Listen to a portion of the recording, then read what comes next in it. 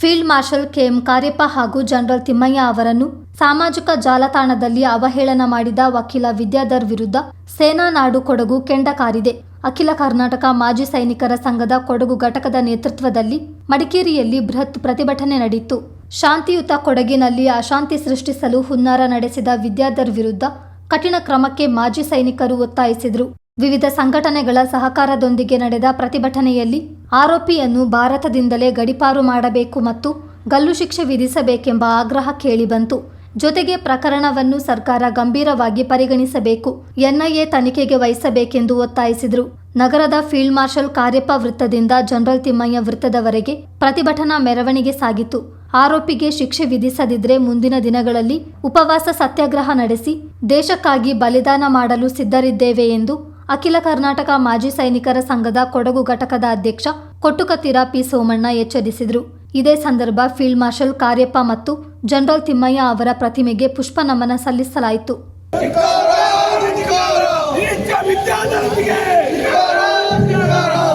ಕರ್ನಾಟಕ ಕೊಡವ ಸಾಹಿತ್ಯ ಅಕಾಡೆಮಿ ಅಧ್ಯಕ್ಷ ಅಜಿನಿಕಂಡ ಮಹೇಶ್ ನಾಚಯ್ಯ ಮಾತನಾಡಿ, ದೇಶದ ಪರ ಚಿಂತನೆ ಹೊಂದಿರುವವರು ಮಾತ್ರ ನಮ್ಮವರಾಗಲು ಸಾಧ್ಯ. ದೇಶ ವಿರೋಧಿ ಕೃತ್ಯದಲ್ಲಿ ತೊಡಗುವ ಸಮಾಜಘಾತುಕ ಶಕ್ತಿಗಳನ್ನು ಮಟ್ಟ ಹಾಕಬೇಕು. ತಪ್ಪಿದಲ್ಲಿ ಕೊಡಗು ಶಾಂತಿಯುತವಾಗಿರಲು ಸಾಧ್ಯವಿಲ್ಲ. ಆದ್ರಿಂದ ವಿದ್ಯಾಧರ್ ವಿರುದ್ಧ ಕಠಿಣ ಕಾನೂನು ಕ್ರಮ ಜರುಗಿಸುವಂತೆ ಒತ್ತಾಯಿಸಿದರು.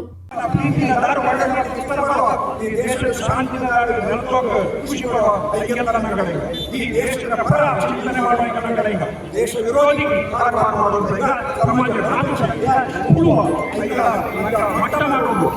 ಮಟ್ಟ ಮಾಡ್ತಾ ಕೋಚಂಗಿ ನಂಗಡ ಕೊಡಗಿನ ಶಾಂತಿ ಖಂಡಿತ ಸಾಧ್ಯ ಇಲ್ಲ. ಈ ನೆಲೆಗಟ್ಟು ಕಾನೂನನ್ನು ನಂಗ ಕೈ ಪಟ್ಟುಕೊಂಡು ಉಗ್ರ ಹೋರಾಟ ಆಡು ಇದಕ್ಕೆ ನಂಗಡೆಲ್ಲ ಸಹಕಾರ ಎಂದು ತರಕ್ಕೆ ಅವರು ಪಟ್ಟೆಲ್ ನಿಮಗೆ ಸಹಕಾರ ಕೊಡು. ನಾನು ಯಾಕೋ ತಯಾರು ಈ ವ್ಯಕ್ತಿಗಳ ಮೇಲೆ ಸರಿಯಾದವರು ಕಠಿಣವಾದ ಕಾನೂನು ಈಗ ಕೂಡಲೇ ಆ ವ್ಯಕ್ತಿನ ಸಿಕ್ಕದೆ ಅವರ ವಿರುದ್ಧ ಸರಿಯಾದ ಕಾನೂನು ಕ್ರಮ ಹೊರಡಬಹುದು.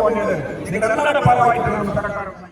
ಬಿಜೆಪಿ ಜಿಲ್ಲಾಧ್ಯಕ್ಷ ನಾಪಂಡ ರವಿ ಕಾಳಪ್ಪ ಮಾತನಾಡಿ, ದೇಶವನ್ನು ರಕ್ಷಣೆ ಮಾಡಿದ ಇಬ್ಬರು ಮಹಾಸೇನಾನಿಗಳನ್ನು ಅವಹೇಳನ ಮಾಡಿರುವ ವ್ಯಕ್ತಿಯನ್ನು ದೇಶದಿಂದಲೇ ಓಡಿಸಬೇಕೆಂದು ಕಿಡಿಕಾರಿದರು. ಕೊಡಗಿನಲ್ಲಿರುವಂಥದ್ದು ದೇಶ ಪ್ರೇಮಿಗಳು, ದೇಶದ ಬಗ್ಗೆ ಅಪಾರ ಕಾಳಜಿ ಇರುವಂತ ಒಂದು ದೇಶ ಪ್ರೇಮಿಗಳನ್ನು ಹೊಂದಿರುವಂತ ಜಿಲ್ಲೆ ಅಂದ್ರೆ ಈ ದೇಶದಲ್ಲಿ ಅದು ಕೊಡಗು ಜಿಲ್ಲೆ. ಆದರೆ ಇವತ್ತು ಇಂತಹ ಒಂದು ಕೊಡಗು ಜಿಲ್ಲೆ ಈ ಮಣ್ಣಿನಿಂದ ಯಾವುದೋ ಒಬ್ಬ ದೇಶದ್ರೋಹಿ, ಒಬ್ಬ ಅನಾಗರಿಕ, ಯಾಕಂದ್ರೆ ಅನಾಗರಿಕ ಅಂತ ಹೇಳಬೇಕು, ಯಾವುದೇ ಒಬ್ಬ ನಾಗರಿಕ ಅಥವಾ ಒಬ್ಬ ನಿಜವಾಗಿ ಆತನ ಬುದ್ಧಿ ಸರಿಯಿಲ್ಲದವರು ಈ ರೀತಿಯಾಗಿ ಮಾತನಾಡೋದಿಲ್ಲ, ಈ ರೀತಿಯ ಹೇಳಿಕೆಗಳನ್ನ ಎಲ್ಲಿ ಬಿಡುಗಡೆ ಮಾಡೋದಿಲ್ಲ. ಈತನಲ್ಲಿ ಏನೋ ಒಂದು ವಿಷಯ ಆತನಿಗೆ ಬುದ್ಧಿ ಸರಿ ಇದೆಯಾ ಅಥವಾ ಈ ಅಡಿಯಲ್ಲಿ ಹುಟ್ಟಿದಾನ, ಅದು ಎಲ್ಲಿಂದ ಬಂದಿರಬಹುದು ಅಂತ ಹೇಳೋದು ನಾವು ಇವತ್ತು ಯೋಚನೆ ಮಾಡಬೇಕಾಗ್ತದೆ.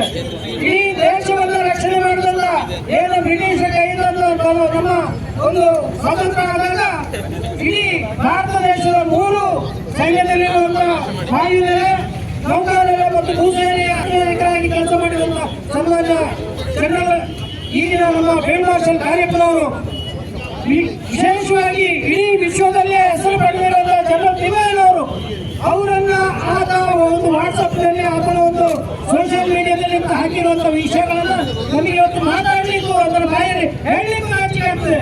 ಅಂತಹ ಒಂದು ನೀಚ ಶಬ್ದಗಳನ್ನು ಬಳಸಿ ಅವರನ್ನ ಹೀಯಾಳಿಸಿರುವಂಥದ್ದು ಇದು ಅತ್ಯಂತ ಖಂಡನೀಯ. ಇದೇ ಮಣ್ಣಿನ ಗಾಳಿ ನೀರನ್ನ ಸೇವಿಸಿ ವಿಕೃತ ಭಾವನೆಯಿಂದ ಅವಹೇಳನಕಾರಿಯಾದಂತ ವಿಷಯಗಳನ್ನ ಈ ಜಾಲತಾಣಗಳಲ್ಲಿ ಹರಡ್ತಿರ್ತಕ್ಕಂಥ ಒಬ್ಬ ವಕೀಲ ನನಗೆ ನಾಚಿಕೆ ಆಗ್ತದೆ. ನಾನು ವಕೀಲ, ಆದ್ರಿಂದ ಅವರನ್ನು ವಕೀಲ ಅಂತ ಕರೀಲಿಕ್ಕೆ ನನಗೆ ನಾಚಿಕೆ ಆಗ್ತದೆ. ಅವರು ಈ ರೀತಿಯಲ್ಲಿ ಕೆಟ್ಟದಾಗಿ ಮಾತನಾಡಿರ್ತಕ್ಕಂಥ ಮಾತುಗಳನ್ನ ನೋಡಿದ್ರೆ ಅವರಿಗೆ ಏನೋ ಒಂದು ಅಶಾಂತಿಯನ್ನು ಈ ನಾಡಿನಲ್ಲಿ ಉಂಟು ಮಾಡಬೇಕು ಅಂತ ಹೇಳ್ತಕ್ಕಂಥ ಒಂದು ಭಾವನೆ ಅವರಲ್ಲಿ ಕಂಡು ಬರ್ತಾ ಇದೆ.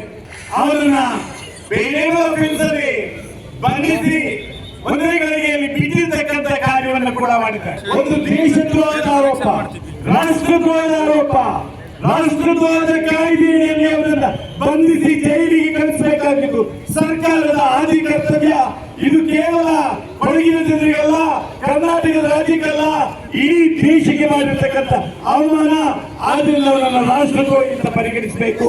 ರಾಷ್ಟ್ರದ್ರೋಹಿಯಿಂದ ಪರಿಗಣಿಸಿ ಅವನನ್ನು ಬಂಧಿಸಿ ಅವನನ್ನು ಜೈಲಿಗೆ ಕಳಿಸ್ತಕ್ಕಂಥ ಕೆಲಸವನ್ನು ಮಾಡಬೇಕು ಮತ್ತು ಅವನನ್ನು ಗಡಿಪಾರು ಕೂಡ ಮಾಡ್ತಕ್ಕಂಥ ಕೆಲಸ ಆಗಬೇಕು. ಇದು ಬಹುಶಃ ಇವತ್ತಿನ ಹೋರಾಟ ಪ್ರಾರಂಭಿಕ ಹೋರಾಟ, ಕೊನೆಯ ಹೋರಾಟ ಅಲ್ಲ. ಎಲ್ಲಿವರೆಗೆ ನ್ಯಾಯ ಸಿಕ್ಕಲು ಅಲ್ಲಿವರೆಗೆ ಉಗ್ರವಾದಂತಹ ಹೋರಾಟವನ್ನ ನೀವು ಕೈಗೊಳ್ಳುವ.